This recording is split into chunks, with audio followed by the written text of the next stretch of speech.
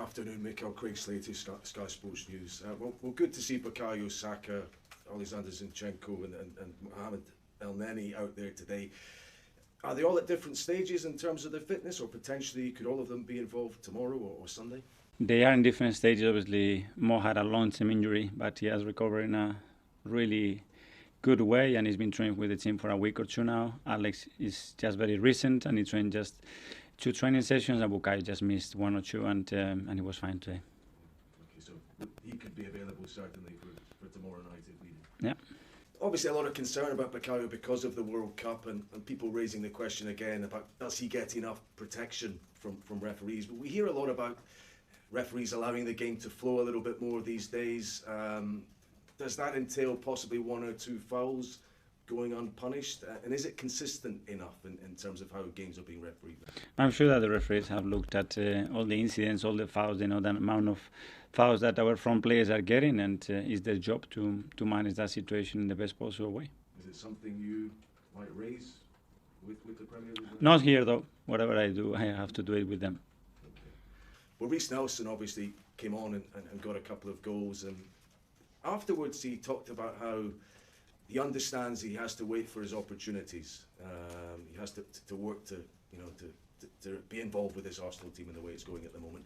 How pleasing is it to have that mentality? And I think Kieran Tierney said something similar from players who maybe aren't starting the majority of games. What does it say about the mentality of the squad? I think it's just a lot about the understanding of each one's role in the team, and that changes every single week.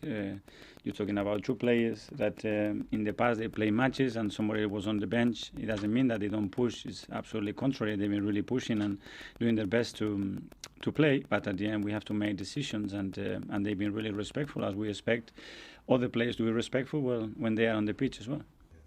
Gabriel Jesus has got another game without scoring. I think you said afterwards there's no real need for any anxiety about that, and no question in your mind he necessarily has to make any adjustments to how he's playing. If he makes 3 assists in a game, I don't think he has to make many adjustments. I would be really happy if he's able to do that every game.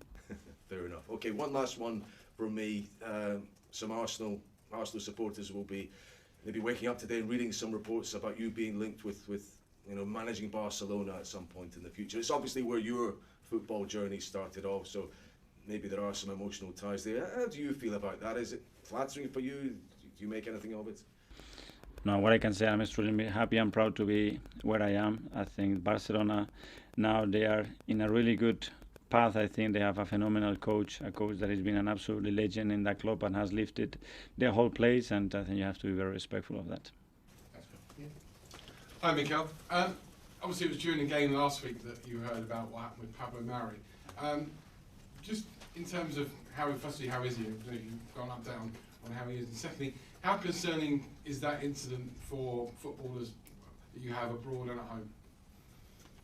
Well, first of all, good news, because he's in a really good place, and we know how Pablo reacts to things, and he's been really positive about everything that happened. But there are concerns, obviously, when you talked about some issues that happened in the last few months with footballers, with wives, with families, not only in the UK but all across Europe. I think we need to raise our voices, and we need to do something about it, because it's not what we want. We need to feel safe, and everybody deserves to feel safe, and we need to do something about that. Under 4 weeks now till the World Cup starts, everybody who supports England will be worried about your players like Bukayo Saka when they come off injured. I know your concern is mainly about Arsenal, not about England, but as the World Cup, as we go into your last 4 games before the World Cup, do you feel any kind of responsibility at all trying to protect these players? Every day I feel responsibility to protect them, to guide them, to get the best out of them. But we are playing for Arsenal at the moment, and that's what they have to focus on. And when they're playing for England or the national teams, they have to focus on the national team and not in England. And this is what we have to do. Have you noticed any of them thinking more about the World Cup as it becomes? No, and I don't want to notice any of that. Fair enough. Obviously, it's important to top the group, because it means you miss out on a round. So tomorrow night, I might take it you're going to try and field a very strong team, at least to get the job done, maybe by half time or by an hour before resting players. I don't approach games like saying in half an hour, 45 minutes we get the results that we want, but certainly we'll have a really competitive team out there, and we know that we missed the chance in Holland last week, and that's the last opportunity that we have to achieve our goal. Finally, Pep Guardiola's been saying that Manchester City might try and organise some friendly matches during the World Cup, just so that the players that are left here and don't go to the World Cup still get some proper sort of match action game time. Would you be supportive of that if Arsenal may be having a couple of friendly matches during the World Cup? Yeah, we will have some friendly matches for sure. We are arranging them. We need to, because we're going to have 10, 11, 12 players here, and they need to have that competition. Could what you arrange for that World Cup and how you arrange it be important with what happens to the rest of the season? The clubs that get that right could actually benefit massively later in the year, couldn't they?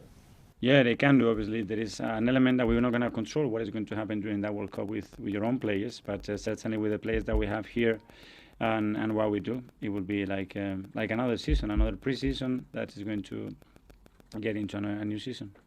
We noticed in the press box on Sunday, when Bukayo first got injured, you, Bukayo and the doctor all talking for quite a while. What kind of conversation was that? Do you think he should have come up sooner, or was there something going on there? No, but the conversation was he's in or he's out. But in between, we cannot have a player 5, 6, 7 minutes. So you are on the pitch or you are outside the pitch. You're going to have outside the pitch, go sit on the floor and get off. Was that Bukayo just he wanted to play on, so he was just trying to push through? Yeah, for sure. But we have to make a decision, and that's it, because we cannot delay a situation like that, because every minute that a player is not 100% to play is costing the team, and we need to make those decisions quick.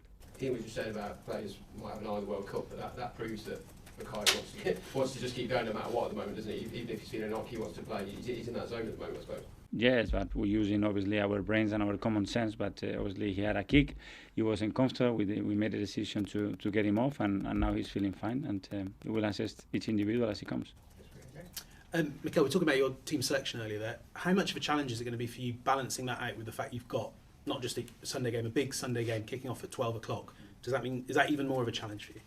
It is a challenge. Obviously, we've been trying to load the players pretty equally in the last 5-6 weeks because we have been playing every 3 days, and we have managed to do that. And you have seen that we haven't repeated too many blocks of 4 games of certain individuals, and we'll try to continue to do that to get everybody as fresh as possible and with enough rhythm into the games. Do you feel like you've been set at a disadvantage? Chelsea obviously playing in a few hours as we speak. You've got a day's less preparation, and the game is earlier than you're normally playing on a Sunday. But we know that, and playing in the Europa League, you know that this could be an issue, and that's it. It's a very early kickoff, which is a little bit unusual when you play on Thursday nights, but it's what we have. And just finally, could I ask you, how are you going to watch the World Cup? Are you going to go out there? Are you going to be hiding behind your sofa any time one of your players is playing for fear of getting an injury? Well, we'll be together. We'll be having another pre-season, and for a long period we're going to be away from London, so we'll be together, so we'll be supporting our players. Finally, the last section. Yeah, Mohamed El-Neni's been out for a long time. Obviously, him coming back is a big boost, but specifically the link to Sambi Lokonga, who's covered when you've rotated